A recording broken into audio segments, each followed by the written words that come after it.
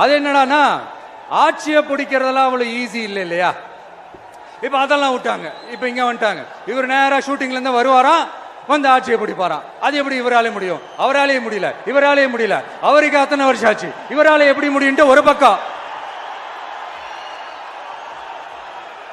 இன்னொரு பக்கம் கூட்டம்லாம் ஓகே தான், அது எப்படி ஓட்டா மாறும் அப்படின்றது இன்னொரு பக்கம்.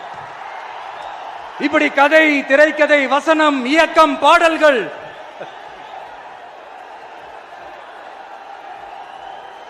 அதனால இந்த அரசியல் ஆய்வாளர்களுக்கு நான் சொல்றதெல்லாம் ஒன்னே ஒண்ணுதான், நல்லா கேட்டுக்கங்க.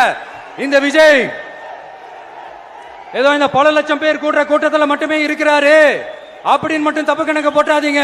ஏன்னா நம்மளுடைய இந்த கூட்டம் வெறும் ஓட்டா மட்டும் இல்லைங்க, வரப்போற தேர்தலில் மக்கள் விரோத ஆட்சியாளர்களுக்கு நாம வைக்க போற வேட்டா, நம்மளை கோட்டைக்கு அனுப்ப போற ரூட்டா இருக்க போதுன்னு சீக்கிரமாவே தெரிஞ்சுப்பீங்க. ஏன்னா கோடிக்கணக்கானவங்களோட ஹார்ட்லயும் வீட்லயும் ஏற்கனவே ஆல்ரெடி